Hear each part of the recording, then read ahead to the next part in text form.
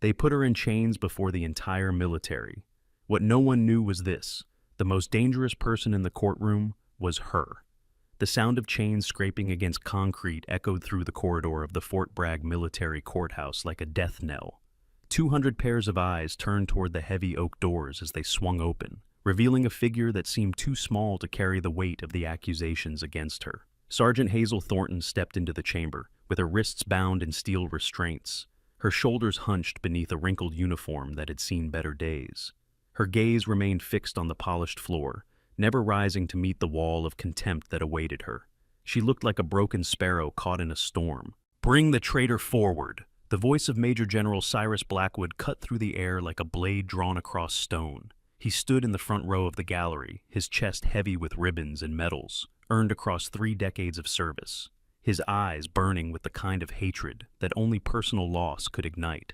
3 of his men had died in Syria, and according to every report that crossed his desk, the woman now shuffling toward the defendant's stand was the reason why.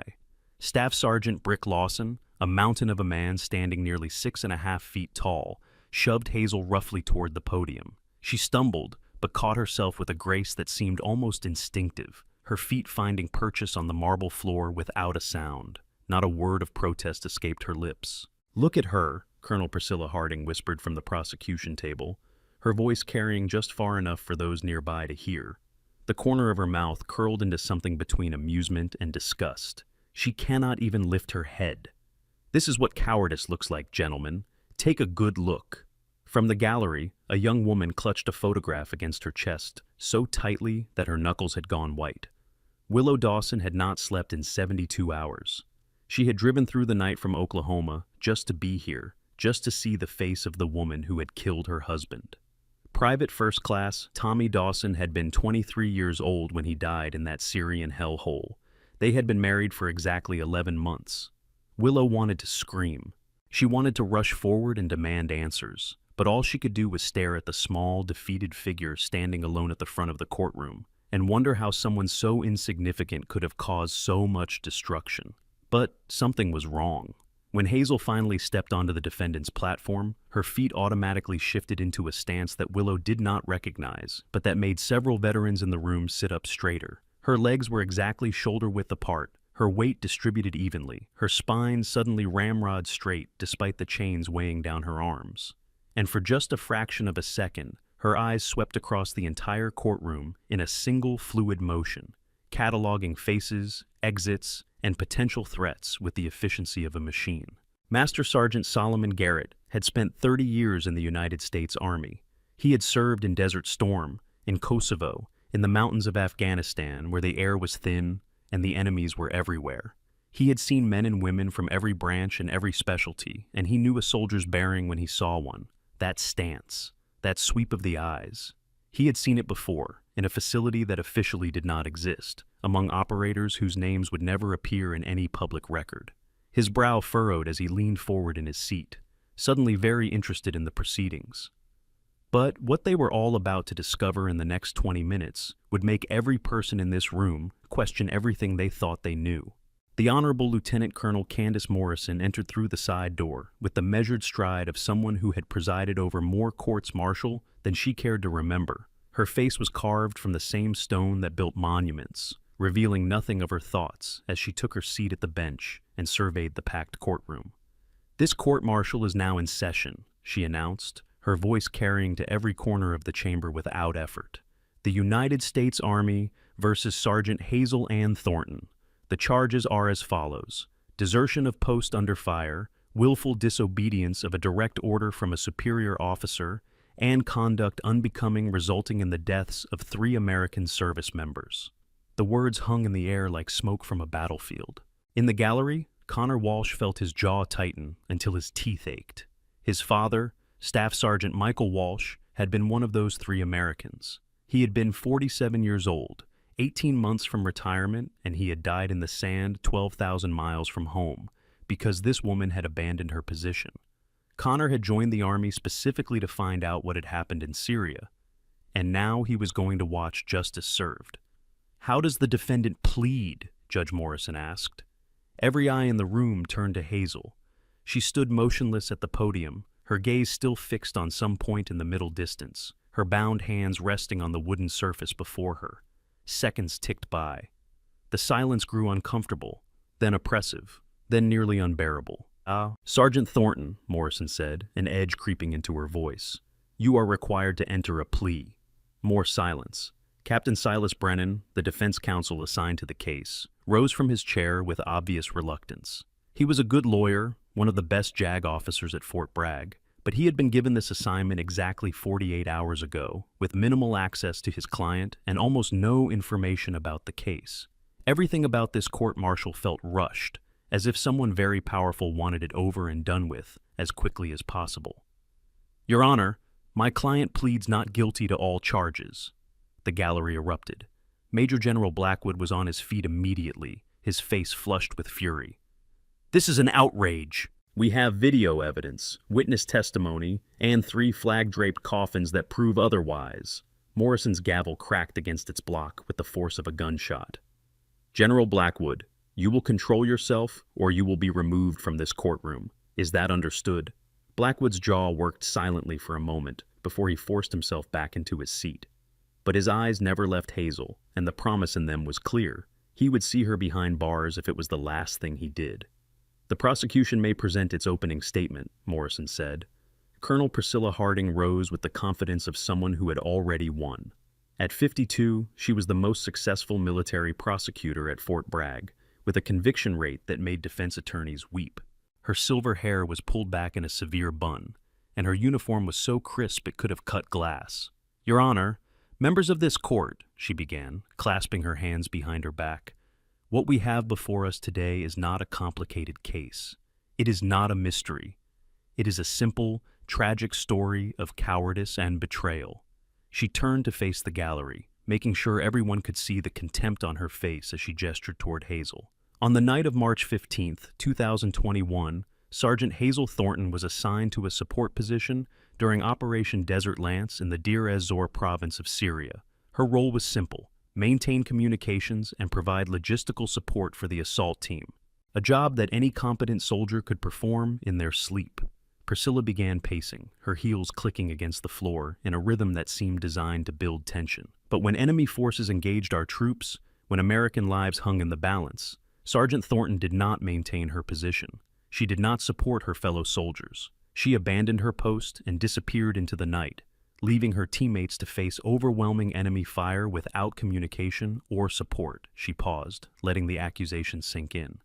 3 Americans died that night: Staff Sergeant Michael Walsh, Specialist Eric Johansson, Private First Class Thomas Dawson. They died because this woman was not where she was supposed to be. They died because she chose her own safety over her duty to her brothers in arms. Priscilla turned to face Hazel directly, her eyes hard as flint.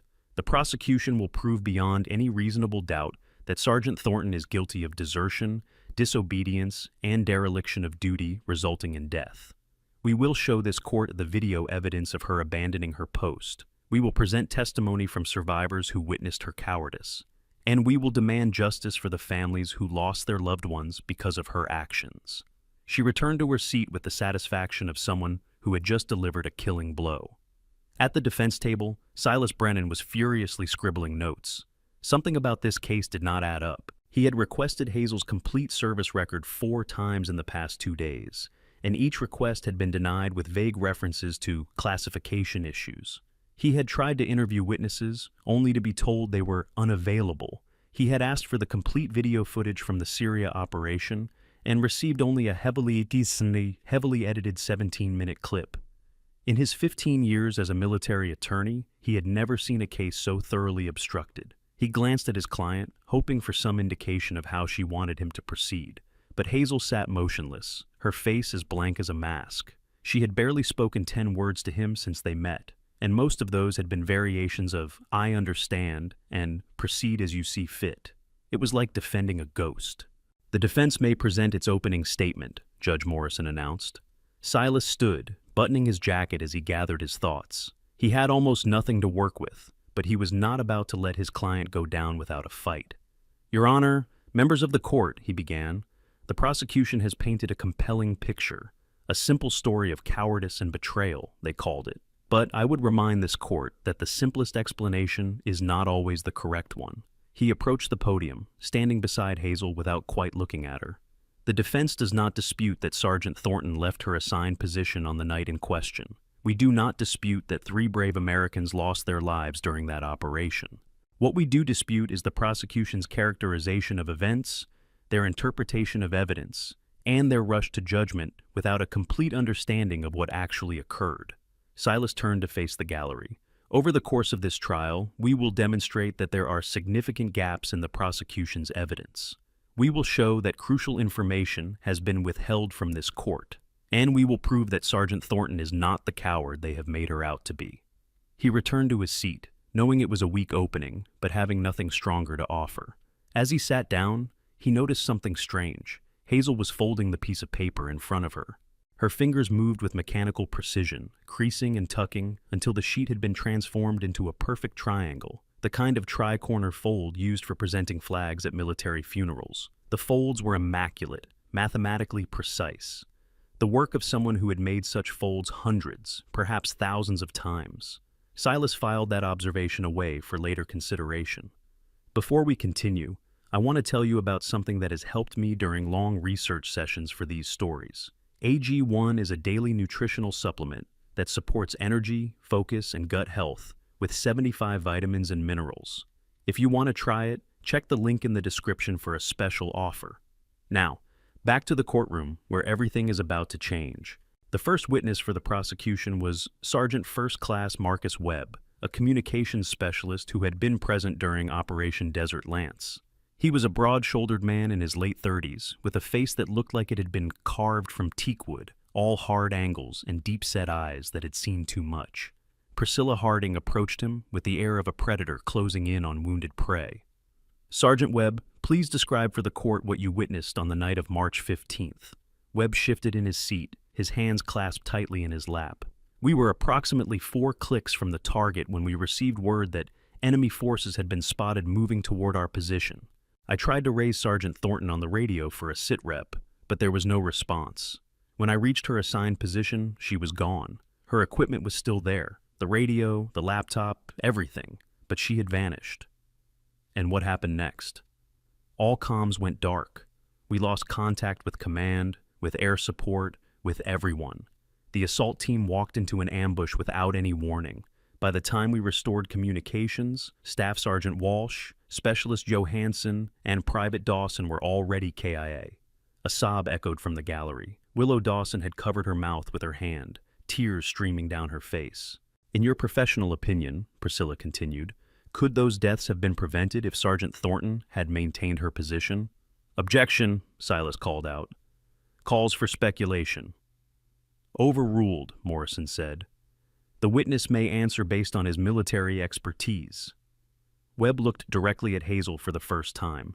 There was no hatred in his eyes, only a deep, weary sadness. "Yes, ma'am. If we had maintained communications, we could have warned the assault team. We could have called in air support. We could have done something other than listen to our brothers die on a radio that did not work." In the defendant's chair, Hazel's fingers had stopped moving. She sat perfectly still, her face expressionless, but something flickered behind her eyes. Something that might have been pain, or might have been memory, or might have been nothing at all. Silas rose for cross-examination with a legal pad full of questions and very little hope. "Sergeant Webb, you testified that you found Sergeant Thornton's equipment at her position, but she was gone. Is that correct?" "Yes, sir." "Was there any sign of a struggle? Any indication that she might have been taken against her will?" Webb hesitated. "No, sir, not that I noticed." "But you did not conduct a thorough investigation of the scene, did you? The priority was restoring communications and supporting the assault team." "That's correct, sir. So, it is possible that there was evidence of a struggle that you simply did not observe in the chaos of the moment?" Priscilla was on her feet. "Objection. Counsel is asking the witness to speculate about things he did not see." "I will rephrase," Silas said quickly. "Sergeant Webb, in the darkness and confusion of that night, is it fair to say that your observation of Sergeant Thornton's position was brief and incomplete?" Webb's jaw tightened. "It was not a detailed forensic examination, no." "Thank you. No further questions." It was a small victory, a tiny crack in the prosecution's wall of certainty. but Silas would take what he could get. The next 2 hours passed in a blur of testimony and evidence. The prosecution called soldier after soldier to the stand, each one adding another layer to the narrative of Hazel's cowardice and betrayal. By the time Judge Morrison called for a lunch recess, the mood in the courtroom had darkened to the point of suffocation. Hazel was led away in chains, her head still bowed, her silence unbroken. In the gallery, conversations sparked like small fires. Veterans compared notes. Families of the deceased clustered together for mutual support. And in the back row, Master Sergeant Solomon Garrett sat alone, his brow furrowed in thought. Something about this whole situation felt wrong. He had been watching Hazel throughout the morning, cataloging the small details that others seemed to miss. The way she held herself even in chains, with the coiled stillness of a snake waiting to strike. The way her eyes moved, never settling on any one thing for more than a moment, always scanning, always assessing. The way her fingers had moved against the tabletop during the most damaging testimony, tapping out a pattern that he almost recognized. Was that Morse code? Solomon closed his eyes and replayed the rhythm in his head. STANDBY. Standby. His eyes snapped open. He had learned Morse code during his first deployment 40 years ago, and he had never forgotten it. There was no doubt in his mind about what he had seen. Sergeant Hazel Thornton had been signaling someone, but who and why? The afternoon session began with Major General Cyrus Blackwood taking the stand. It was an unusual move. Generals rarely testified in courts-martial, preferring to let their subordinates handle such matters while they focused on larger concerns. But Blackwood had insisted, and no one had been willing to tell him no. He settled into the witness chair like a king taking his throne, his chest thrust forward, his chin lifted, his medals catching the light from the overhead fixtures. Every inch of him radiated authority and righteous indignation. General Blackwood, Priscilla began, can you please describe your relationship to the deceased soldiers and your involvement in Operation Desert Lance? Staff Sergeant Walsh, Specialist Johansson, and Private Dawson were all assigned to units under my command, Blackwood replied, his voice resonant and precise. I personally approved the mission parameters for Operation Desert Lance. I reviewed the intelligence. I authorized the deployment. And I was in the command center when everything went to hell. He turned his gaze toward Hazel, and the temperature in the room seemed to drop by several degrees. I watched on satellite imagery as my men were cut down by enemy fire. I listened to their final transmissions. I heard them calling for support that never came because someone had abandoned their post. Objection, Silas said. The general is characterizing events rather than testifying to facts. Sustained, Morrison said, though she did not sound happy about it. General Blackwood, please confine your testimony to what you personally witnessed or have direct knowledge of. Blackwood's jaw tightened, but he nodded. Very well. I personally reviewed the classified after-action report from Operation Desert Lance. That report clearly indicates that Sergeant Thornton abandoned her position without authorization, resulting in a complete breakdown of communications at a critical moment. And based on that report, what is your professional assessment of Sergeant Thornton's actions? Blackwood leaned forward, his eyes boring into Hazel with undisguised hatred. She is a coward, a traitor, and she should spend the rest of her life in Leavenworth, contemplating the lives she threw away. The gallery rumbled with approval. Willow Dawson nodded through her tears. Connor Walsh's hands had curled into fists at his sides. But Silas had caught something in Blackwood's testimony, something that did not quite fit. General Blackwood, he said during cross-examination, you mentioned a classified after-action report. Has that report been entered into evidence for this court-martial? Blackwood's expression flickered, just for an instant, before smoothing back into stony confidence. The complete report remains classified due to operational security concerns. So this court is expected to convict Sergeant Thornton based on a report that none of us have actually seen?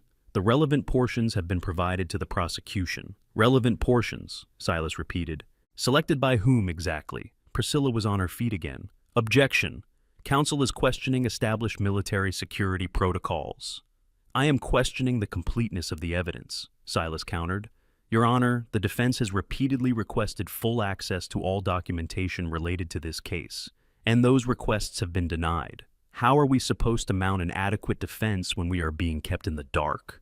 Morrison's expression was troubled. Colonel Harding, is there a reason the complete after-action report cannot be provided to the defense with appropriate security clearances? Priscilla exchanged a glance with Blackwood that lasted a heartbeat too long. The classification level of certain portions of that report exceeds the clearance of defense counsel, Your Honor. We have provided everything we are authorized to share. May I ask what classification level we are dealing with? This time, it was Major Claudette Foster who answered. She had been sitting quietly at the prosecution table throughout the proceedings, taking notes and organizing documents. But now she stood, her face carefully neutral. Presidential classification, Your Honor, the highest level of security clearance in the United States government. A murmur rippled through the courtroom. Presidential classification. That level of secrecy was reserved for matters of national security, so sensitive that even most generals and admirals would never see them. What could possibly be in Hazel Thornton's personnel file that warranted such extreme protection? Silas felt a chill run down his spine. He had been practicing military law for 15 years, and he had never encountered a case where the defendant's own records were classified at presidential level. Your Honor, he said slowly, if my client's records are classified at the highest possible level, how can we be certain that the prosecution's characterization of those records is accurate? We are essentially being asked to trust their interpretation without any ability to verify it. Morrison's gavel silenced the growing murmur in the gallery. This is a concerning development, she admitted. However, we must proceed with the evidence that is available to us. The court will take the classification issue under advisement. Prosecution, you may continue with your next witness. But even as the testimony resumed, Silas could not shake the feeling that he was missing something important, something that could change everything. During the next recess, he managed to catch a moment alone with his client in the small holding room adjacent to the courtroom. Hazel sat at the bare metal table, her wrists still chained, her face still blank. Sergeant Thornton, Silas said, pulling out a chair across from her, I need you to help me here. I cannot defend you if you will not talk to me. Silence. Why is your file classified at presidential level? What were you really doing in Syria? Why did you leave your position? More silence. Silas leaned forward, frustration bleeding into his voice. They are going to convict you. Do you understand that? You are going to spend the rest of your life in a military prison unless you give me something to work with. For the first time since the trial began, Hazel looked directly at him. Her eyes were dark brown, almost black, and there was something in their depths that made Silas's breath catch in his throat. It was not fear. It was not resignation. It was something far more complex, a kind of knowing patience that seemed utterly at odds with her situation. Captain Brennan, she said, her voice soft but clear, do you believe in the chain of command? The question caught him off guard. Of course. It is the foundation of military order. And do you believe that sometimes following that chain requires sacrifices that cannot be explained to those outside the loop? Silas stared at her, his mind racing. What are you trying to tell me? But before Hazel could respond, the door opened and Staff Sergeant Brick Lawson filled the frame. Recess is over, he growled. Time to go back, traitor. He grabbed Hazel's arm with unnecessary force, yanking her to her feet. She did not resist, did not protest, simply allowed herself to be manhandled, like a prisoner who had accepted her fate. But, as she was led past Silas, she murmured something so quietly that he almost missed it. Watch Foster. Then she was gone, leaving Silas alone with 2 words and 1,000 questions. The afternoon session brought a new development that no one had anticipated.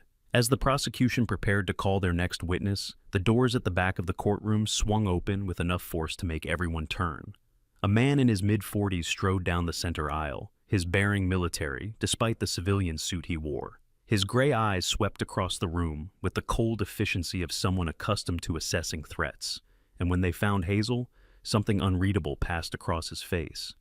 This court-martial is closed to unauthorized personnel, Judge Morrison announced, irritation sharpening her words. Identify yourself or leave immediately. The man reached the bar and produced a badge from his inside pocket. Fletcher Quinn, Central Intelligence Agency. I have a federal court order requiring the immediate suspension of these proceedings. The courtroom exploded. Major General Blackwood was on his feet before Quinn finished speaking, his face crimson with rage. You have no authority here. This is a military court operating under the Uniform Code of Military Justice. The CIA has no jurisdiction over our proceedings. With respect, General, Quinn replied calmly, This order was signed by a federal judge with national security authority. It supersedes your jurisdiction. This is absurd! Priscilla Harding stepped forward, practically trembling with indignation. We are in the middle of a trial. You cannot simply walk in and shut us down because it is inconvenient for your agency. Quinn met her gaze without flinching. Colonel, I assure you, I am not here for convenience. The defendant is the subject of an ongoing federal investigation. Proceeding with this court-martial could compromise matters of national security. What matters? Blackwood demanded. What could this coward possibly know that would interest the CIA? But Quinn did not answer. Instead, he turned to look at Hazel, and something passed between them. A barely perceptible nod, so small that anyone not watching carefully would have missed it entirely. Solomon Garrett caught it. His suspicions crystallized into certainty. She knows him. They have a history. This is not what it appears to be. Judge Morrison studied the document Quinn had provided, her expression growing more troubled with each line she read. Finally, she set it down and removed her glasses, rubbing the bridge of her nose. This appears to be legitimate, she admitted reluctantly. However, I need to verify its authenticity before taking any action. Court will recess for 1 hour while I make the necessary inquiries. Your Honor, Blackwood said, his voice strained with barely controlled fury. This is clearly a delaying tactic. The prosecution demands that we continue. Your demands are noted, General. However, I will not proceed until I am satisfied that we have the legal authority to do so. Court is in recess. As the gallery began to empty, conversations buzzed like angry hornets. Everyone had an opinion about what this meant, and none of them reflected well on Hazel. Many assumed the CIA's involvement proved she was indeed a traitor, perhaps even a spy. Others speculated that she was being protected by powerful interests who wanted to cover up her crimes. But in the back row, Solomon Garrett remained seated, his eyes fixed on the door through which Hazel had been led. He had spent 30 years learning to trust his instincts, and right now, those instincts were screaming that everything about this court-martial was wrong. The woman being led away in chains was not a coward. She was not a traitor. She was something else entirely, and he intended to find out what. When the court reconvened, the atmosphere had shifted from hostile to openly suspicious. The CIA's intervention had raised more questions than it answered, and the tension in the room was thick enough to cut with a bayonet. I have confirmed the authenticity of Agent Quinn's court order, Judge Morrison announced. However, after consultation with JAG headquarters, I have been informed that we may proceed with the court-martial while the federal review takes place. Agent Quinn may observe the proceedings, but he may not interfere unless there is an immediate risk to national security. Quinn took a seat in the back row, his expression betraying nothing, but his eyes remained fixed on Hazel, watching her with the intensity of a guardian angel, or perhaps a handler. Silas filed this observation away alongside the growing list of anomalies. His client's cryptic instruction to watch Foster now seemed more significant than ever. Major Claudette Foster had been General Blackwood's aide for 5 years. She was efficient, organized, and utterly invisible, the perfect staff officer who anticipated her commander's needs before he knew them himself. Throughout the trial, she had been a constant presence at the prosecution table, shuffling documents and passing notes to Colonel Harding. But now that Silas was watching her specifically, he began to notice things. The way her eyes darted to Blackwood before answering certain questions. The way she kept glancing at her watch, as if waiting for something. The way she had been the one to announce the presidential classification of Hazel's records, speaking with an authority that seemed to exceed her rank.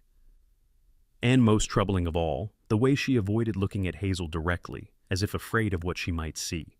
The prosecution calls Captain Ryan Hollister to the stand, Priscilla announced. Hollister was a young officer from the Signal Corps, all nervous energy and eager-to-please expression.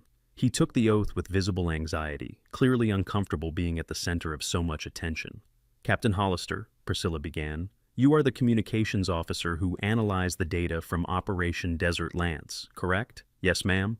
And in the course of that analysis, did you discover anything unusual? Hollister nodded.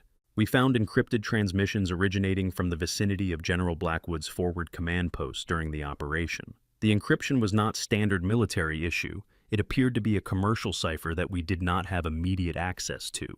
A ripple of surprise passed through the gallery. This was new information, not mentioned in any of the pre-trial briefings. Priscilla's expression tightened almost imperceptibly. And were you able to decrypt these transmissions? No, ma'am. By the time we identified the anomaly, the relevant communications equipment had been destroyed in the subsequent evacuation. So, we do not know what these transmissions contained. That is correct. Priscilla seemed satisfied by this answer and moved to conclude her questioning, but Silas rose immediately. Captain Hollister, you said these transmissions originated from the vicinity of General Blackwood's forward command post. Could you be more specific about the location? Hollister consulted his notes. The signal source was triangulated to within approximately 50 meters of the command post itself. And who had access to that area during the operation? The general, his staff, security personnel, and communications support. Was Sergeant Thornton assigned to the forward command post? Hollister shook his head. No, sir. According to the deployment records, she was positioned at a communications relay station approximately 3 kilometers away. So, these unknown encrypted transmissions could not have originated from her position? A pause. No, sir. The math does not work. She was too far away.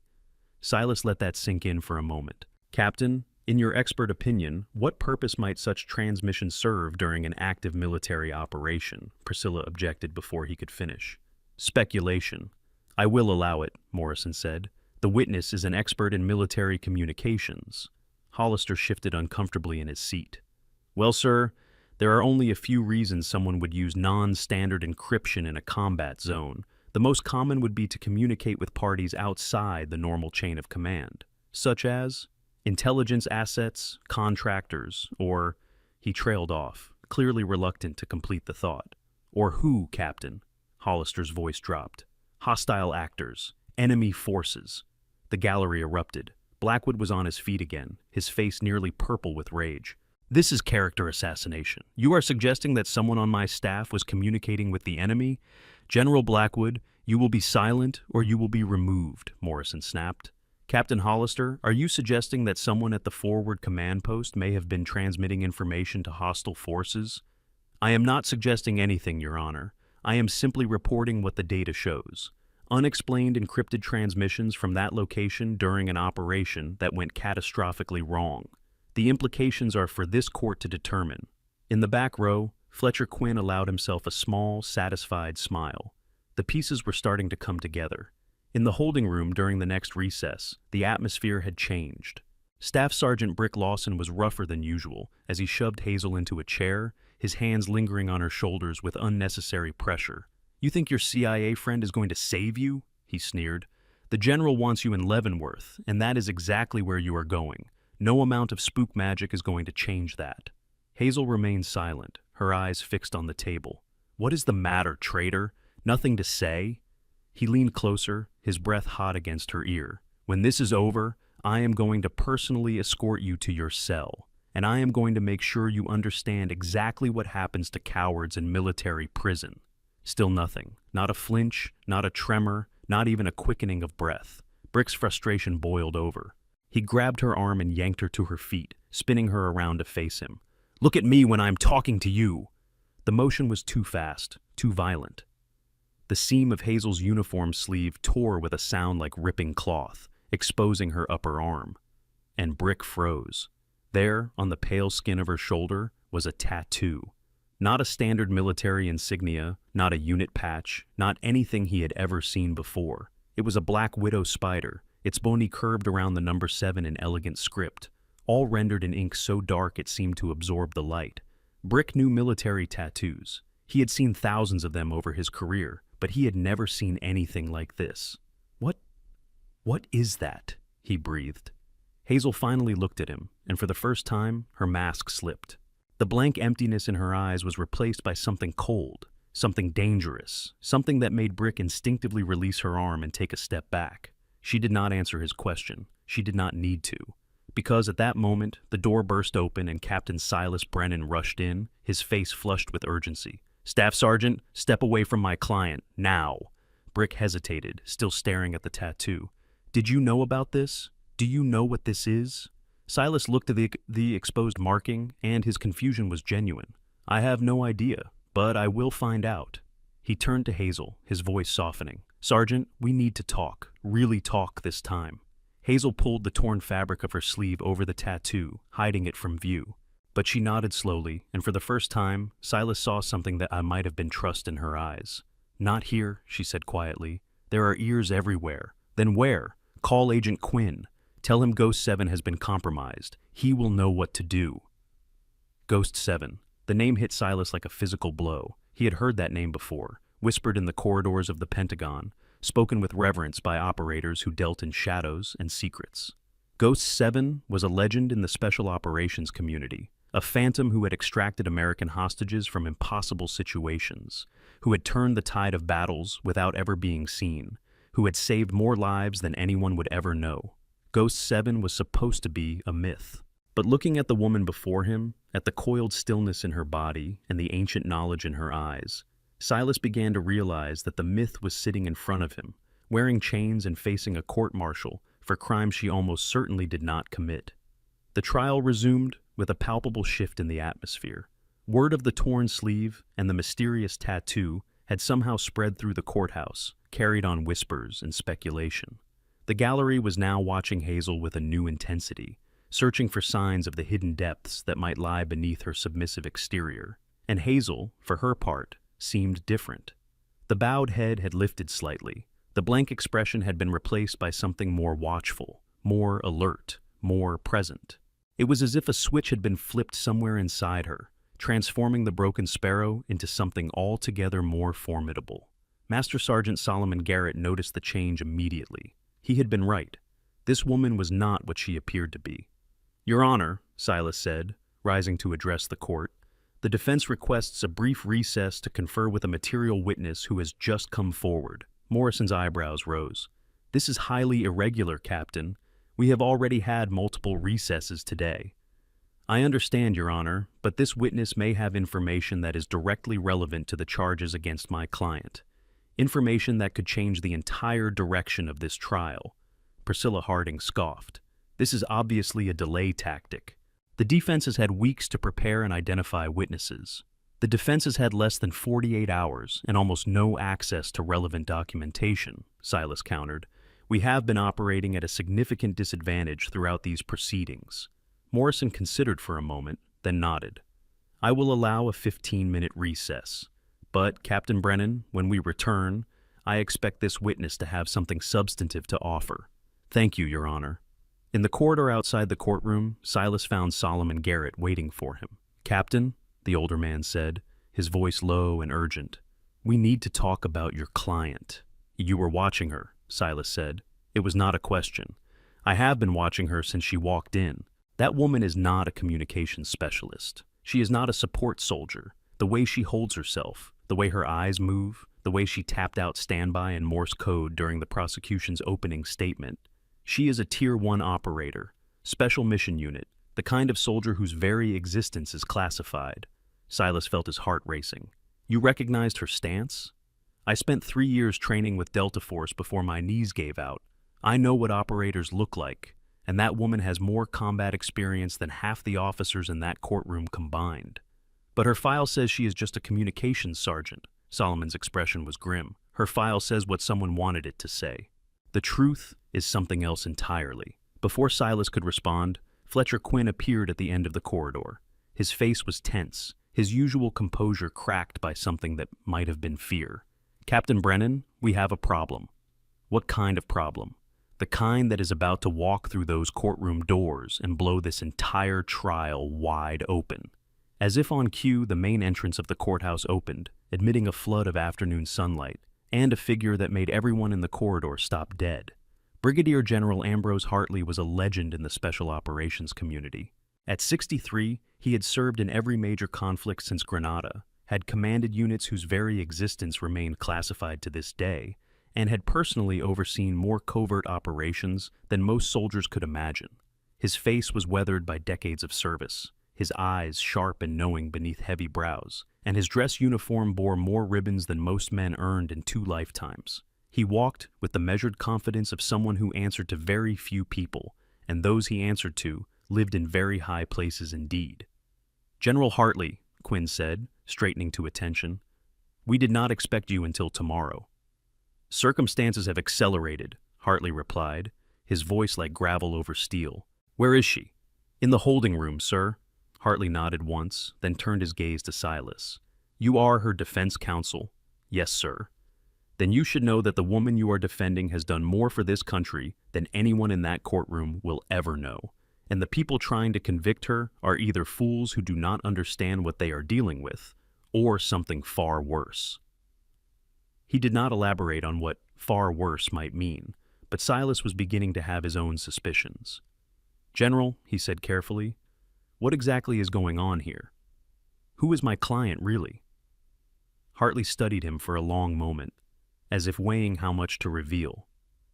Your client, he said finally, is one of the most valuable assets in the United States intelligence apparatus. She has saved more American lives than any single soldier in the past 20 years, and she volunteered to sit in that defendant's chair to endure this humiliation because it was the only way to flush out a traitor at the highest levels of military command. The words hung in the air like smoke from an explosion.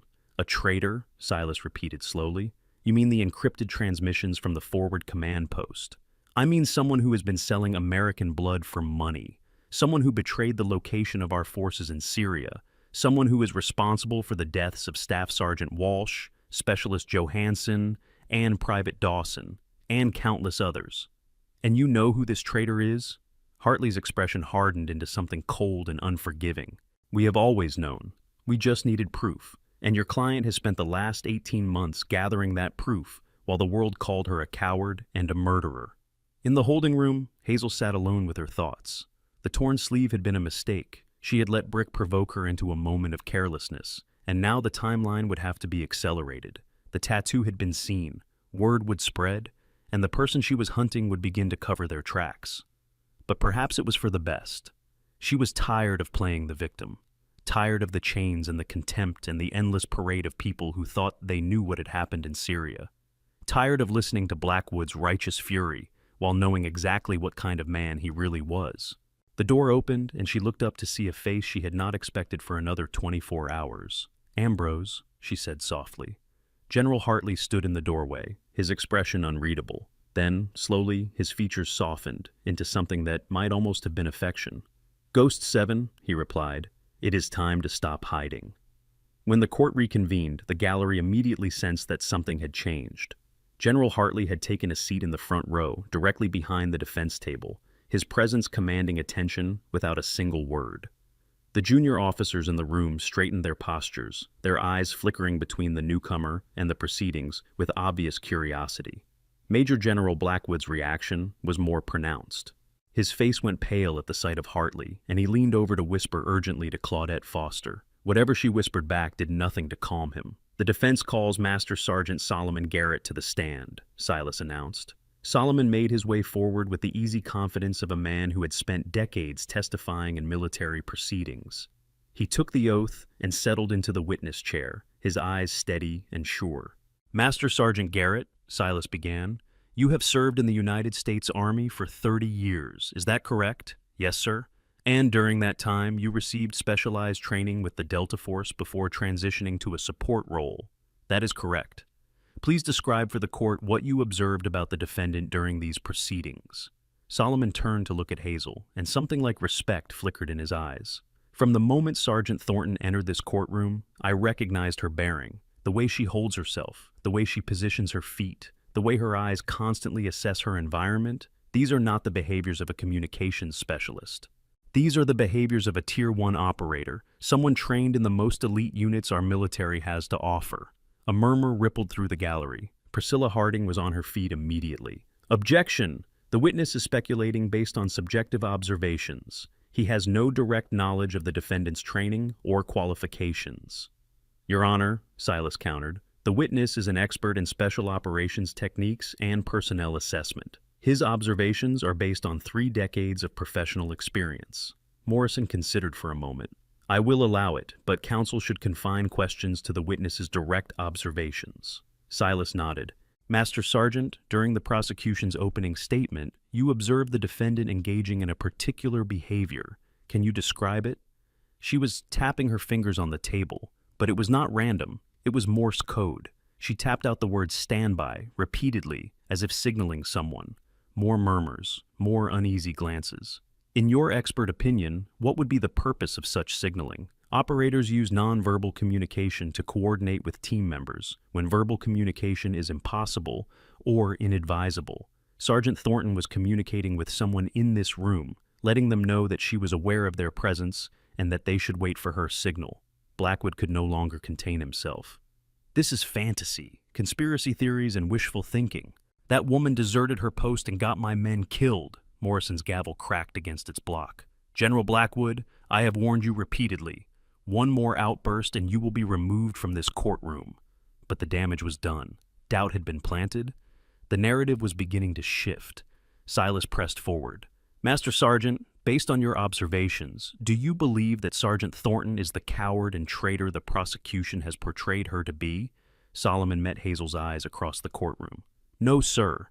I believe she is something else entirely.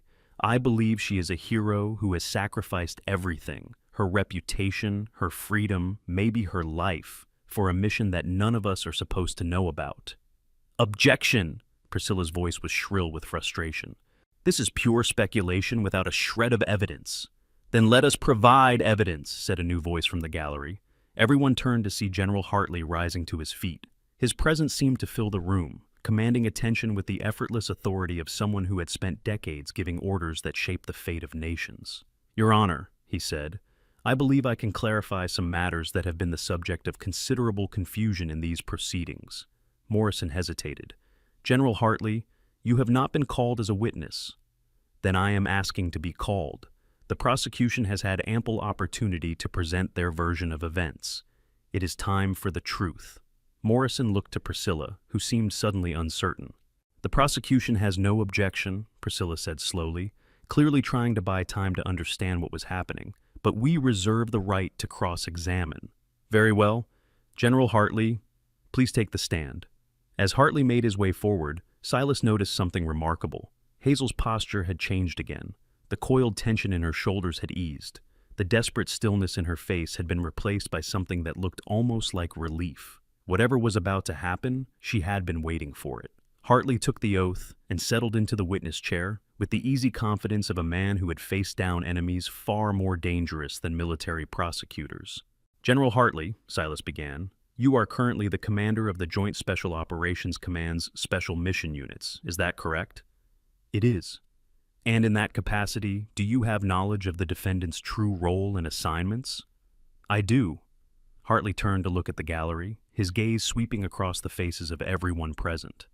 What I am about to say is classified at the highest levels of national security, but under the circumstances, I have been authorized to reveal certain information that is directly relevant to these proceedings.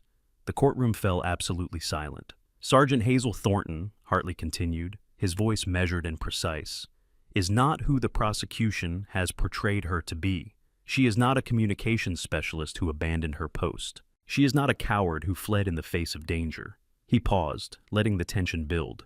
She is Ghost 7, a designation known to only a handful of people in the United States government, an operative who answers directly to the President of the United States, bypassing all normal chains of command.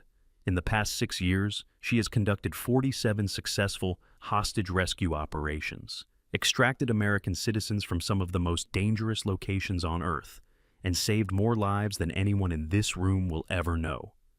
The gallery exploded. Blackwood was on his feet, shouting denials. Priscilla was objecting at the top of her lungs. Reporters were frantically taking notes. And in the midst of it all, Connor Walsh sat frozen in his seat, his father's photograph clutched in his hands, staring at the woman who had just been revealed as one of the most legendary operators in American military history. Morrison's gavel pounded again and again until order was restored. General Hartley, she said, her voice strained with disbelief, you are claiming that the defendant is a top-secret operative who has been acting under presidential authority? I am not claiming it, Your Honor. I am stating it as fact. Then why is she sitting in a defendant's chair, facing charges of desertion and dereliction of duty? Hartley's expression hardened into something cold and dangerous. Because 18 months ago, during Operation Desert Lance, 3 American soldiers were killed in an ambush that occurred because someone in our military sold their location to the enemy. Sergeant Thornton, Ghost 7, was extracted from her primary mission and ordered to investigate this breach of security. She was ordered to identify the traitor no matter what it cost. His gaze shifted to Blackwood, who had gone very, very still. And she found him. The silence that followed was so complete that you could have heard a pin drop on the other side of the building. "General Blackwood," Hartley said, his voice flat and merciless, "you sold the coordinates of our forces to an ISIS affiliate in exchange for $1.6 million transferred to an offshore account in the Cayman Islands. You knew our men would walk into an ambush. You knew they would die, and you did it anyway." "That is a lie," Blackwood roared, lurching to his feet. "This is a conspiracy to protect this traitor. I demand—" "You are in no position to demand anything," Hartley cut him off. "We have the bank records. We have the communications transcripts. We have the testimony of the intelligence asset that Ghost 7 was sent to protect, the one whose existence you compromised when you sold our secrets." Claudette Foster was already moving, trying to slip toward the side door. But Fletcher Quinn was faster. He blocked her path, his badge already in hand. "Major Foster, you are under arrest for conspiracy to commit espionage and accessory to murder." Foster's face crumpled. "I had no choice. He made me. He said he would destroy my career if I did not help him." "Save it for your court-martial," Quinn said, securing her wrists with practiced efficiency. In the gallery, chaos reigned. Military police were moving toward Blackwood, who was still shouting denials even as his world collapsed around him. Connor Walsh had risen to his feet, his face a mask of shock and grief and dawning understanding. Willow Dawson was weeping, but now her tears were for a different reason entirely. And at the defendant's stand, Hazel Thornton finally allowed herself to breathe. It was over. 18 months of playing the scapegoat, of enduring contempt and hatred, of watching the real murderer walk free while she rotted in chains. It was finally over. She felt a hand on her shoulder and looked up to see Silas Brennan standing beside her, his expression a mixture of awe and apology. "I am sorry," he said softly. "I should have pushed harder. I should have—" "You did exactly what you needed to do," Hazel interrupted. "You asked questions. You created doubt. You gave us the opening we needed." Before he could respond, a commotion at the back of the courtroom drew their attention. The doors had opened to reveal a large screen being wheeled in by technicians, and a moment later, the screen flickered to life. The bust that appeared was one that every American would recognize instantly. Ivory Mitchell, the National Security Advisor. "Good afternoon," she said, her voice crisp and professional. "I am speaking to you directly from the White House Situation Room, with authorization from the President of the United States." The room fell silent once more. "What General Hartley has told you is accurate. Sergeant Hazel Thornton, designated Ghost 7, is one of our most valuable intelligence assets. Her record of 47 successful operations with a 100% success rate is unprecedented in the history of American special operations." She paused, her expression softening slightly. "During Operation Desert Lance, Sergeant Thornton was not at her assigned communications post because she had received a direct order from this office to extract an intelligence asset whose cover had been compromised by the security breach. She saved that asset's life, and in doing so, gathered the evidence we needed to identify the source of the leak." Mitchell's gaze seemed to find Hazel through the screen. "Colonel Thornton, and yes, that is her actual rank, has endured public humiliation, false accusations, and imprisonment to complete this mission. She has sacrificed her reputation, her freedom, and very nearly her life to expose a traitor who was responsible for the deaths of American soldiers." In the gallery, the transformation was complete. The crowd that had wanted to see Hazel convicted was now staring at her with something approaching reverence. The veterans were rising to their feet, one by one, assuming positions of attention. The families of the deceased were looking at her with new understanding, tears streaming down their faces. And Blackwood, handcuffed now, his medals suddenly looking like costume jewelry on his chest, had slumped into a chair, his face gray with defeat. "This court-martial is dismissed," Judge Morrison announced, her voice thick with emotion. "All charges against Sergeant Colonel Thornton are dropped, and her record is to be expunged immediately." She turned to Hazel, and for the first time there was warmth in her eyes. "Colonel, on behalf of this court and the United States Army, I offer my deepest apologies for what you have endured." Hazel rose slowly, her chains finally being removed by a military police officer who handled her with sudden, exaggerated gentleness. She rubbed her wrists where the metal had chafed, flexing her fingers to restore circulation. "No apology is necessary, Your Honor," she said, her voice quiet but clear. "I knew what I was signing up for. The mission required sacrifice. I was willing to make it." Solomon Garrett stepped forward from the gallery, his weathered face creased with emotion. He came to attention before her, his heels clicking together with military precision, and rendered a perfect salute. "Ma'am, it is an honor to finally meet you." One by one, the veterans in the courtroom followed suit. Old soldiers and young, officers and enlisted, all rising to salute the woman they had just discovered was a living legend. Connor Walsh pushed through the crowd until he stood before Hazel. His eyes were red, his cheeks wet with tears. "My father," he said, his voice breaking. "In Raqqa, he used to tell stories about a ghost who saved his unit, a shadow that appeared out of nowhere and turned the tide of an impossible fight. He never knew who it was. He died, not knowing." Hazel's expression softened, the hard mask finally cracking to reveal the human beneath. "I remember Raqqa," she said quietly. "I remember your father. He was brave. He protected his men until his last breath. When I got there," she paused, pain flickering across her features, "I was 90 seconds too late. I am sorry." Connor stared at her for a long moment. Then slowly, he raised his hand in salute. "You tried. That is all anyone can ask." From across the room, Willow Dawson approached with hesitant steps, clutching her husband's photograph like a lifeline. I said terrible things about you," she whispered. "I wanted you to suffer. I wanted—" Hazel took her hands gently. "You wanted justice for your husband. That is exactly what you should have wanted. What happened to Tommy was a tragedy, and someone needed to pay for it." She glanced toward Blackwood, now being led toward the exit in handcuffs. "Someone is paying. The right someone." Outside the courtroom, the afternoon sun blazed down on Fort Bragg as if determined to burn away the darkness of the morning. Hazel stood on the courthouse steps, breathing free air for the first time in 18 months, watching as Cyrus Blackwood was loaded into a military police vehicle. Fletcher Quinn appeared beside her, offering a folder. "The briefing for your next mission," he said, "whenever you are ready." Hazel did not take it immediately. Instead, she looked out over the parade ground where hundreds of soldiers had gathered, word of the courtroom revelation having spread through the base like wildfire. They watched her from a respectful distance, their faces filled with awe and curiosity. "They are calling me a hero," she said quietly. "You are a hero. Heroes get parades and medals. I get classified files and another impossible assignment." Quinn's expression was sympathetic. "That is the cost of the work we do. No one will ever know the full extent of what you have sacrificed. No history book will tell your story. No monument will bear your name." "I know." She finally took the folder, feeling its weight in her hands. "I knew that when I signed up." Inside, a single photograph slid out. A distinguished man in a senator's suit, shaking hands with a figure whose face made Hazel's blood run cold. She knew that face. She would never forget it. It was the face that had haunted her nightmares for the past year, the face of the man who had tortured her for 72 hours in a Syrian basement while waiting for reinforcements that never came. "Blackwood took money from him," Quinn said, "and he takes orders from someone higher." "How much higher?" Quinn's silence was answer enough. Hazel closed the folder, her jaw set with determination.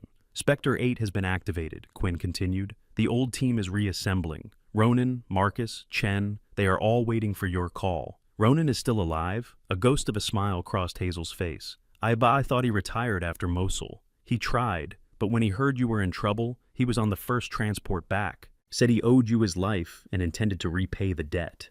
Hazel remembered Mosul, carrying Ronan 3 miles through hostile territory with a bullet wound in her shoulder, staying awake for 48 hours straight to keep him alive until extraction arrived, the promises they had made to each other in the darkness. "The mission is not finished," she said, more to herself than to Quinn. "Blackwood was just a pawn. The real enemy is still out there." "That is correct." She looked up at the sky, where an eagle circled lazily on the thermals rising from the parade ground. "Then let us finish it." As if on cue, a black SUV pulled up to the courthouse steps. Ronan Caldwell stepped out of the passenger side, his familiar bearded face split by a grin that had not changed in 5 years. "Ghost 7, he said, his voice rough with emotion. "You look like you could use a ride. Where are we going?" "Wherever you want. The whole team is assembled, just waiting on your orders." Hazel turned to take one last look at the courthouse, at the place where she had been branded a traitor and reborn a legend. Judge Morrison was standing at the door, watching her go. Solomon Garrett was there too, along with Silas Brennan and Caleb Henderson and so many others whose lives had intersected with hers in the crucible of that courtroom. She raised her hand in a final salute, acknowledging their respect while saying goodbye. Then she climbed into the SUV, and the door closed behind her with a sound like a chapter ending. But as the vehicle pulled away from the curb, her phone buzzed with an incoming call. Unknown number. She answered without hesitation. Ghost 7. The voice on the other end was distorted, mechanically altered, but somehow familiar. I thought you were dead. Interesting. Hazel's blood went cold. She knew that voice. Even through the distortion, she would recognize it anywhere. It was the voice that had whispered threats while electricity coursed through her body.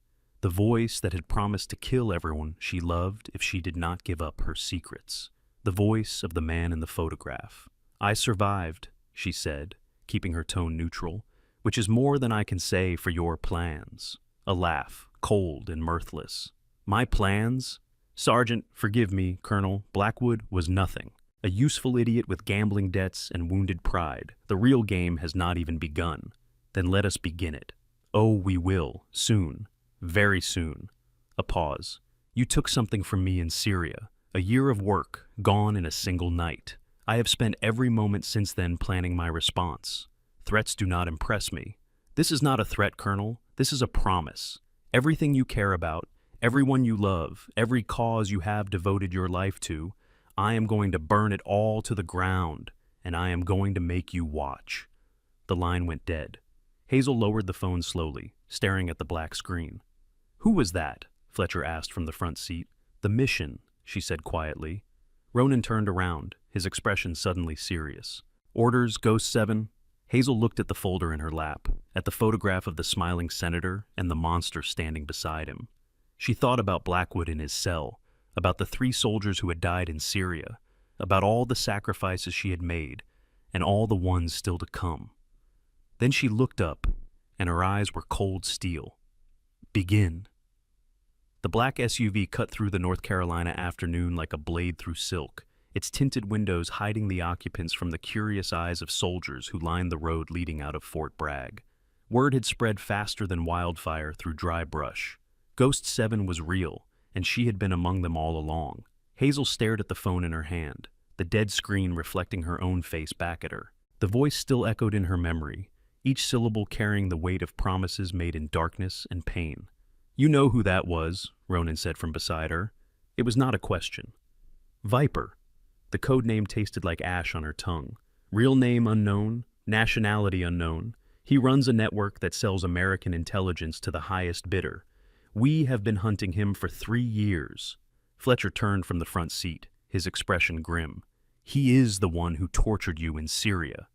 For 72 hours. Hazel's voice remained steady, but her hands had curled into fists without her conscious awareness. He wanted the names of our assets in Damascus. I did not give them to him. How did you escape? A ghost of a smile crossed her face. I did not escape. I was extracted. A team of operators who were never supposed to exist pulled me out of that basement 6 minutes before Viper's reinforcements arrived, she teased. I never saw their faces, never learned their names, but I owe them my life. Ronan nodded slowly. Spectre protocols, compartmentalization, no one knows more than they need to know. Exactly. Hazel finally looked away from the phone, her gaze finding the folder in her lap. But Viper knows too much. He knew I was alive. He knew about the court-martial. He knew exactly when to call, which means he has sources inside our operation, Fletcher concluded. High-level sources. Blackwood was one, Foster was another. Hazel opened the folder again, studying the photograph with new intensity. But they were not smart enough to be his primary contacts. Someone else is feeding him information. Someone with access to presidential-level intelligence. The SUV turned onto a private road that wound through dense forest, eventually emerging at a compound that appeared on no official maps. Guard towers punctuated the perimeter, manned by soldiers whose uniforms bore no insignia. The gate opened without the vehicle slowing, sensors having already verified the occupants' identities. Welcome to Site November, Ronan said. Home sweet home. The compound sprawled across 40 acres of cleared forest, its buildings designed to look like a corporate retreat from the air, but housing some of the most advanced military technology in the world. Hazel had trained here years ago when she first earned the designation that would define her life. Ghost 7. She had not chosen the name. It had been assigned to her after her 7th successful extraction, a group of American journalists held by militants in Yemen. She had gone in alone, navigated a labyrinth of tunnels in hostile territory, and emerged with all 5 hostages alive. When the commanding officer asked how she had accomplished the impossible, she had simply shrugged and said she was good at being invisible. The name stuck. As the SUV pulled to a stop in front of the main building, Hazel saw a group of figures waiting on the steps. Her heart clenched with an emotion she rarely allowed herself to feel: hope. Marcus Chen was the first to approach, his compact frame moving with the fluid grace of a martial artist. His face was harder than she remembered, lined by years of operations that had taken them to the darkest corners of the world. But his eyes still held the warmth of a man who had never lost his capacity for kindness. "Ghost," he said simply, and pulled her into a brief, fierce embrace. Behind him stood Dr. Sarah Webb, no relation to the communications sergeant who had testified against Hazel, a woman whose hands had saved more operators than anyone could count. Her medical kit was already slung over her shoulder, ready for whatever came next. And beside her, leaning against a pillar with studied nonchalance, was a face Hazel had not expected to see again: Lieutenant Commander Diana Reyes, whose official death certificate had been filed 18 months ago after a mission in Crimea that had gone catastrophically wrong. "Diana," Hazel breathed, You thought I was dead." Diana's smile was crooked, darkened by whatever she had endured in the months since their last meeting. "I was, for a while, then I got better." The reunion was interrupted by the arrival of General Hartley, who had taken a helicopter directly from Fort Bragg. He strode across the compound with the purposeful energy of a man half his age, his aides struggling to keep pace. "Inside," he ordered. "We have a lot to discuss, and not much time." The briefing room was a windowless chamber deep in the building's core, shielded against every known form of electronic surveillance. Holographic displays lined the walls, currently showing satellite imagery, intercept transcripts, and network analyses that represented months of painstaking intelligence work. Hazel took her place at the head of the table, the position she had earned through blood and sacrifice. Around her sat the remnants of Spectre 7, the team she had built, lost, and was now rebuilding. "Blackwood talked," Hartley began without preamble. 3 hours of interrogation, and he gave us everything: names, dates, account numbers, communication protocols. He was more afraid of what we would do to him than what Viper might do. "Smart man," Ronan muttered, "for once." The money trail leads to a shell company in Cyprus, which is owned by another shell in the Caymans, which eventually traces back to a private equity firm in London. The firm's major investor is a consortium of anonymous parties, but we have identified one of them. A photograph appeared on the central display. Hazel recognized it immediately, the same image from her folder. "Senator William Ashworth," Hartley said, "chairman of the Senate Intelligence Committee, one of the most powerful men in Washington." The room fell silent. "A United States senator is working with Viper?" Diana's voice was flat with disbelief. "That is treason at the highest level. We do not have proof of direct collaboration yet. What we have is financial connections that could be explained away as legitimate investments, and circumstantial evidence that someone in his office has been leaking classified information." Hartley's expression was grave. But Hazel's court-martial was pushed through his committee's oversight. The timing was not coincidental. "He was trying to eliminate me before I could find the connection," Hazel said slowly. "Blackwood was supposed to get me convicted and imprisoned, where I could be silenced permanently. That is our assessment, yes." She studied the photograph, memorizing every line of Ashworth's distinguished face. Silver hair, patrician features, the confident smile of a man who believed himself untouchable. He looked like the grandfather everyone wished they had: kind, wise, trustworthy. He looked nothing like the monster Hazel knew him to be. "What about Viper?" she asked. "Any leads on his current location?" "Multiple," Fletcher said, taking over the briefing. "After your extraction from Syria, he went underground. 18 months of silence. But in the past 3 weeks, we have detected chatter suggesting he is reorganizing. New recruits, new infrastructure, new targets." What targets? Fletcher hesitated. American military installations in Europe, embassy personnel in the Middle East, and what? Your family. The temperature in the room seemed to drop by 10 degrees. Hazel had spent years building walls between her work and her personal life, constructing an elaborate fiction that kept her loved ones safe. Her mother in Vermont, believing her daughter was a desk analyst who never saw danger. Her brother in Seattle, proud of his sister's military service but unaware of its true nature. Her niece and nephew, who knew Aunt Hazel only as the woman who sent birthday cards and sometimes visited for holidays. He cannot know about them, she said, her voice carefully controlled. That information is buried deeper than anything. Blackwood knew, Hartley replied quietly. He gave Viper everything in exchange for the money. Names, addresses, daily routines. If we had not moved when we did, your family would already be in danger. Where are they now? Safe houses. Your mother thinks she won the grand prize in a sweepstakes and is enjoying an all-expenses-paid vacation in Hawaii. Your brother's company suddenly required him to attend a security conference in Tokyo. The children are with him. Hazel closed her eyes, breathing through the wave of fear and fury that threatened to overwhelm her carefully maintained composure. She had known the risks of this life. She had accepted them for herself, but the thought of her family paying the price for her choices? We move fast, she said, opening her eyes. Viper expects me to be defensive, protecting what I love. Instead, we go on offense. We find him before he can act. And Ashworth? Diana asked. We build the case, get the evidence that connects him directly to Viper's network. Then we bring him down, publicly, legally, permanently. Hazel's gaze swept around the table, meeting each pair of eyes in turn. This is not just about revenge. This is about tearing out a cancer that has been growing in our intelligence community for years. Blackwood was not the first traitor, and Ashworth is not the last. We find them all. Ronan leaned forward. What is the timeline? Viper called me 20 minutes ago. He wanted me to know he was watching, that he was coming for everything I care about. That kind of arrogance makes people careless. She pulled up a map on the holographic display. We start with his known associates, the ones Blackwood identified. We roll them up one by one until someone gives us what we need. And if they do not talk? Hazel's smile was cold. Everyone talks eventually. The only question is how long it takes. The briefing continued for another 2 hours, laying out operational parameters, resource allocation, and contingency plans. When it finally ended, the team dispersed to prepare for the mission ahead, leaving Hazel alone with General Hartley. You should rest, he said gently. You have been through a tremendous ordeal. I will rest when it is finished. Ghost, Hazel, you cannot run on empty forever.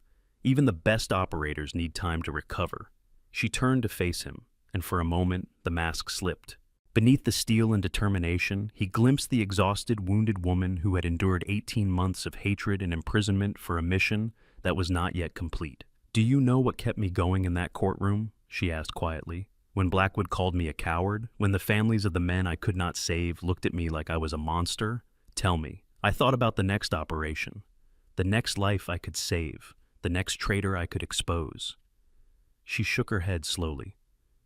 If I stop now, if I take time to process what happened, I might not be able to start again.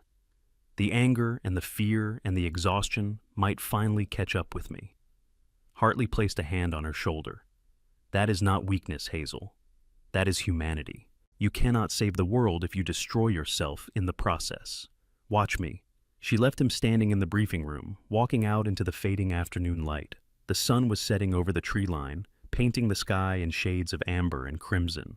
It was beautiful, and she barely noticed. Her mind was already racing ahead, planning, calculating, anticipating. Viper had made a mistake by calling her. He had revealed his arrogance and his obsession. He thought he was the predator, but he had just made himself the prey. In the barracks assigned to Spectre 7, Hazel found her old quarters exactly as she had left them. Sparse, functional, anonymous. The bed was military precise, the desk bare except for a single photograph in a simple frame. She picked it up, studying the faces captured in that frozen moment of happiness. Her mother, her brother, her niece and nephew, all gathered around a Christmas tree 3 years ago. The last time she had been home, the last time she had allowed herself to be just Hazel, without the weight of Ghost 7 on her shoulders. A knock at the door interrupted her reverie. Come in, Ronan entered, carrying 2 cups of coffee. He handed one to her without comment and settled into the room's only chair, leaving her the bed. Could not sleep either? He asked. Have not tried yet. You should. Tomorrow is going to be a long day. So will the day after that, and the one after that.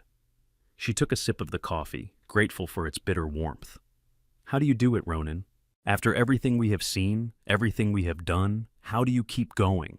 He considered the question seriously, as he always did. I think about the ones we saved, he said finally, the hostages who went home to their families, the soldiers who survived because we gave them warning, the attacks that never happened because we stopped them. He shrugged. It does not balance out, not completely, but it is enough. Enough for what? Enough to get up in the morning, enough to keep fighting. He met her eyes with unflinching honesty. You saved my life in Mosul, Ghost. Carried me through 3 miles of hostile territory with a bullet in your shoulder. You could have left me behind.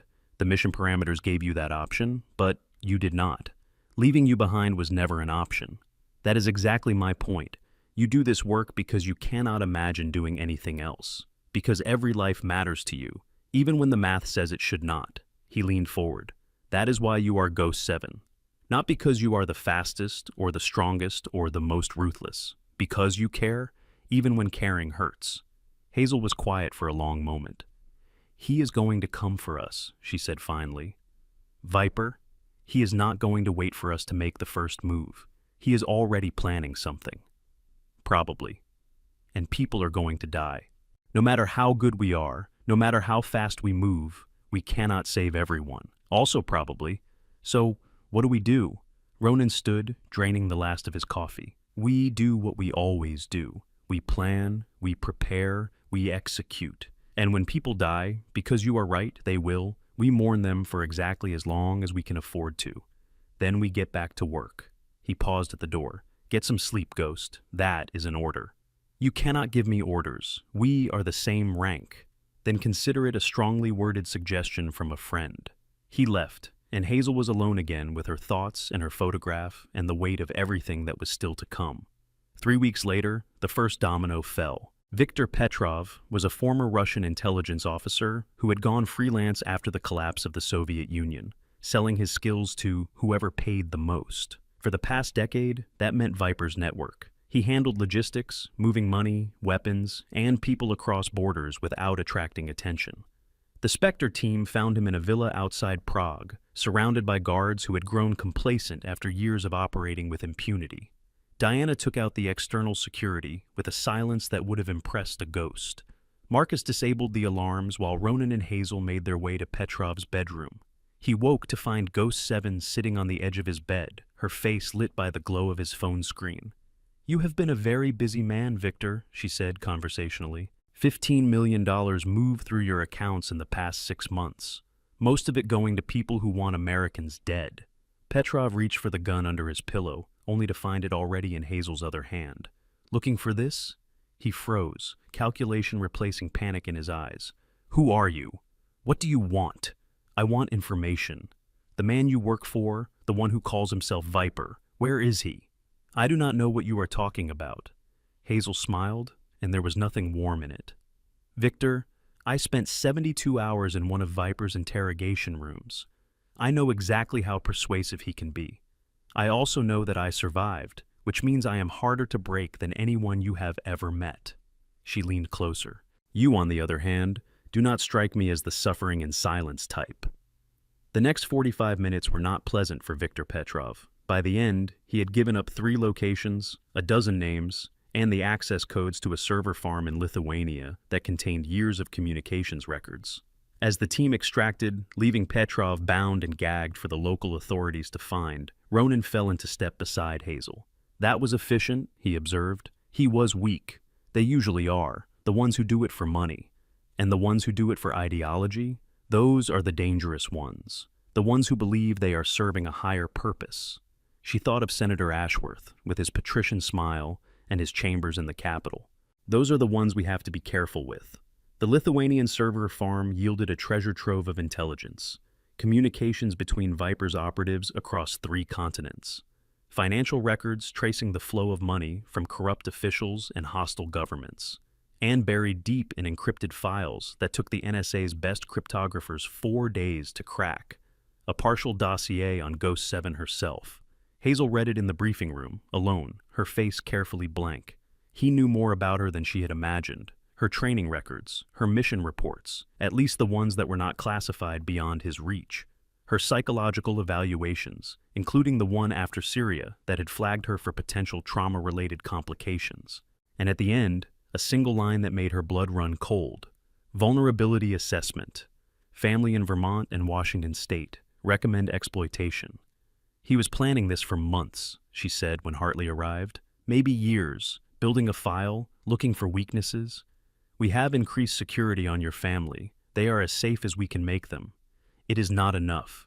He has resources we have not mapped yet, operatives we have not identified. As long as they are potential targets, they are in danger. What do you suggest? Hazel was silent for a long moment, weighing options that had no good outcomes. I need to see them, she said finally. In person. I need to explain what is happening and give them the choice to disappear completely. New identities, new locations, no contact with their old lives. That is a significant sacrifice to ask of them. It is their lives. They deserve to know the truth. The meeting took place in a safe house in Montana, far from prying eyes and electronic surveillance. Hazel's mother, Elizabeth, was a small woman with silver hair and eyes that had always seen more than she let on. Her brother Thomas was a software engineer who had inherited their father's height and their mother's stubbornness. Both of them listened in silence as Hazel explained, really explained for the first time, what she did and why it mattered. So, let me understand this, Thomas said when she finished. You are some kind of super spy, and now a terrorist is targeting our family because of you? That is a simplified version, but essentially yes. And our options are to keep living our lives with targets on our backs, or to give up everything we know and love and start over as strangers. I am sorry, Tom. I never wanted... Do not. He held up a hand. Do not apologize. I have spent years wondering what you really did, why you could never talk about your work, why you seemed to carry the weight of the world on your shoulders. His expression softened. Now I understand. And I am proud of you. Elizabeth reached across the table to take her daughter's hand. We raised you to serve something greater than yourself, she said quietly. Your father would have been so proud of who you have become. Dad would have been terrified, Hazel replied. He always worried about me. That is what parents do. We worry, and we hope, and we trust that we raised our children well enough to make the right choices. Elizabeth squeezed her hand. You have made the right choices, Hazel. Every single time.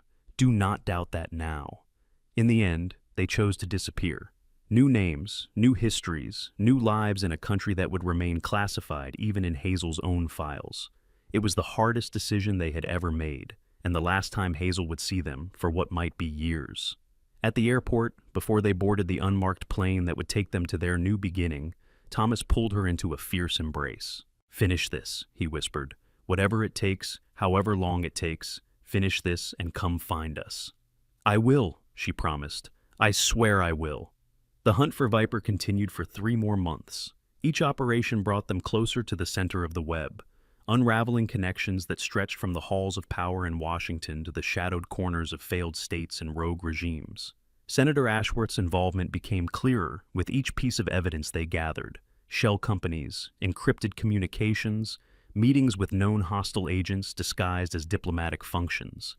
But Viper himself remained elusive, always one step ahead, always vanishing before they could close the trap.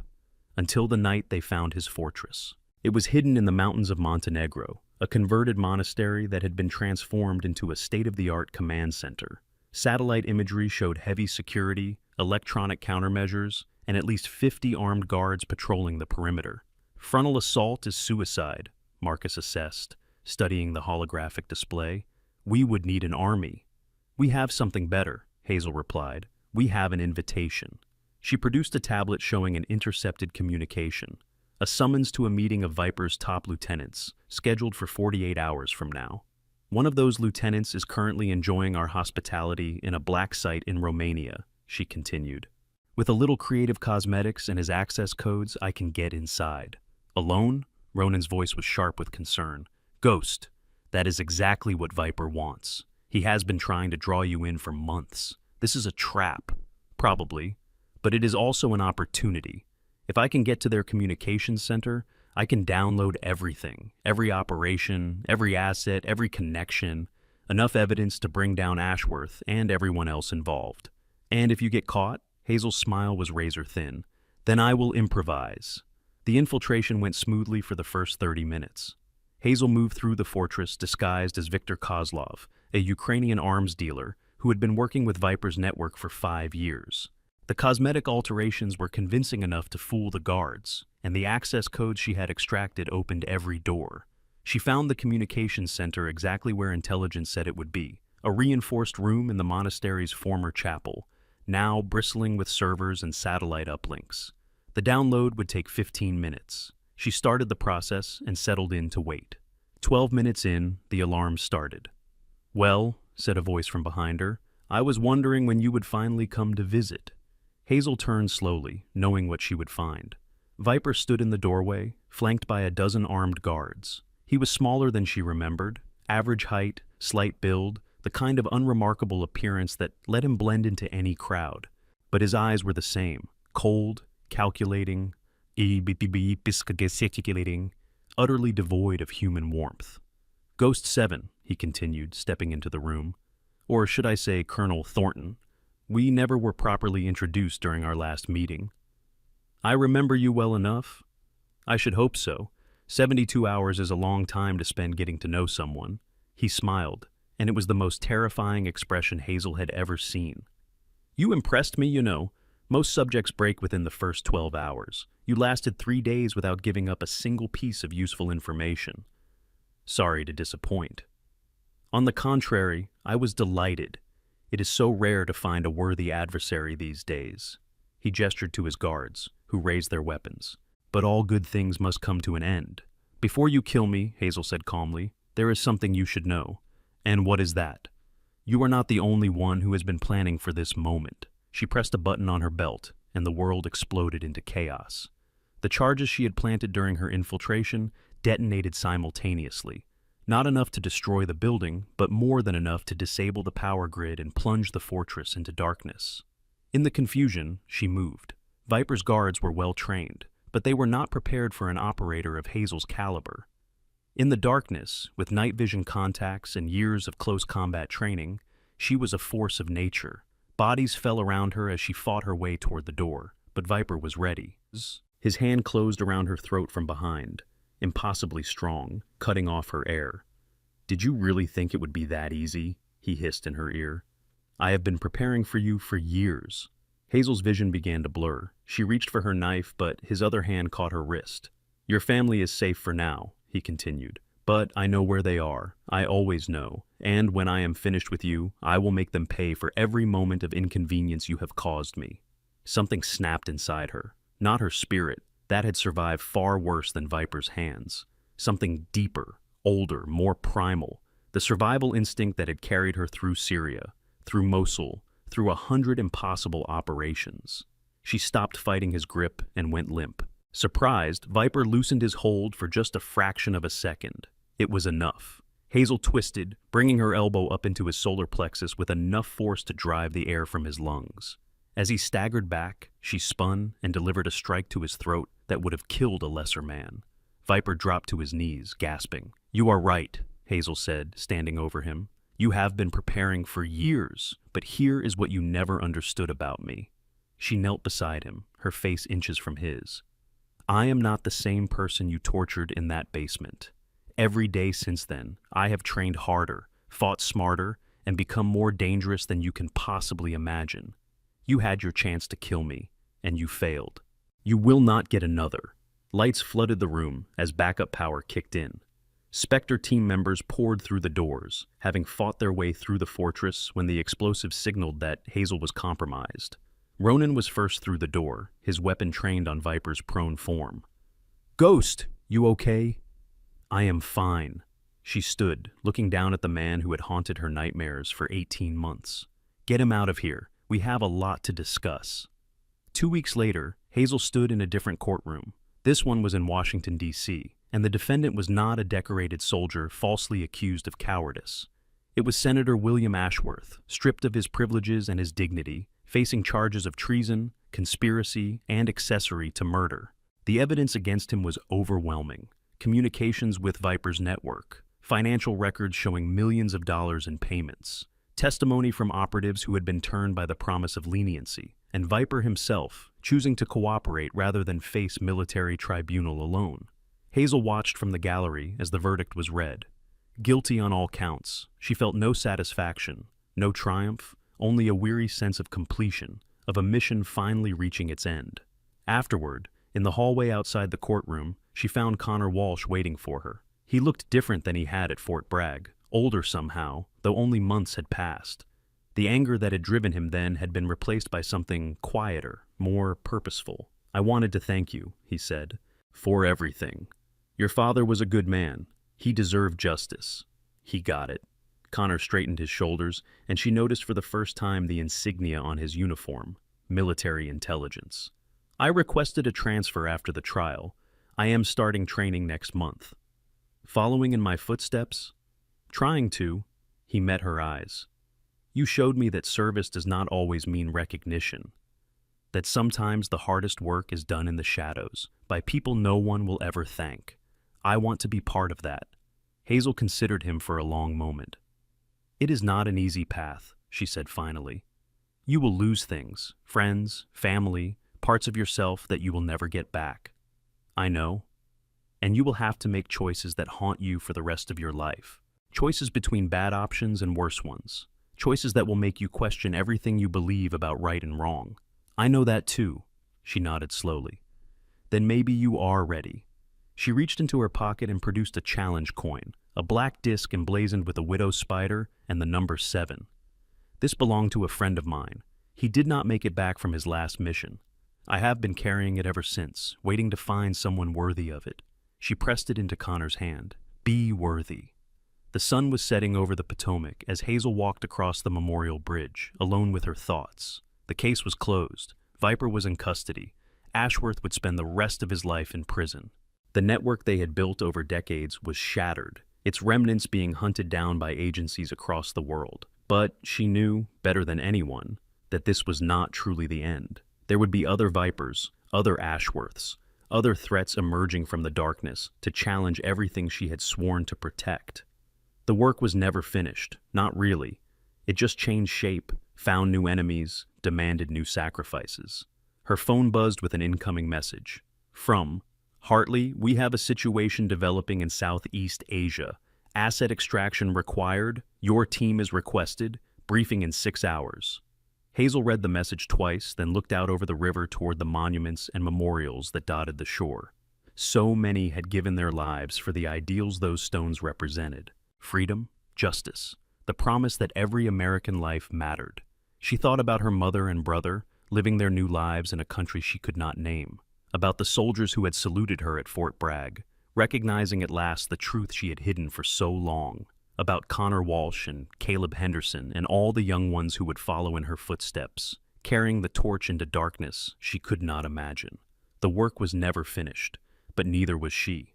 Hazel Thornton, Ghost 7, put away her phone and walked toward the setting sun, ready for whatever came next. Because some battles were worth fighting, even when the cost was everything. Especially when the cost was everything. And somewhere, in the shadows where legends were born and heroes were forged, a new chapter was already beginning. This story carries a profound truth that echoes far beyond the walls of any courtroom. True heroism rarely wears a spotlight. Colonel Hazel Thornton endured 18 months of public humiliation, false accusations, and imprisonment, not because she lacked the power to defend herself, but because the mission demanded her silence. She understood that some victories require sacrifices no one will ever see. The first lesson is this: never judge a person by their appearance or circumstances.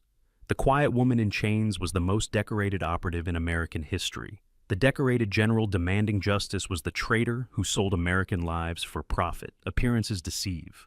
Character reveals itself through actions, not titles. The second lesson cuts deeper. Integrity means doing the right thing even when no one is watching, and especially when everyone is watching you fail. Hazel could have exposed herself at any moment to escape the hatred. She chose mission over ego, duty over comfort, others over self. And finally, this story reminds us that justice delayed is not justice denied. The truth has a way of surfacing, no matter how deep it is buried. So, here is my challenge to you. The next time you encounter someone who seems defeated, overlooked, or dismissed, pause. You might be standing in the presence of a ghost, a quiet warrior fighting battles you cannot see. If this story moved you, hit that subscribe button and ring the notification bell. Share this video with someone who needs to hear that silent strength is still strength. And drop a comment below telling me, who is the unsung hero in your life?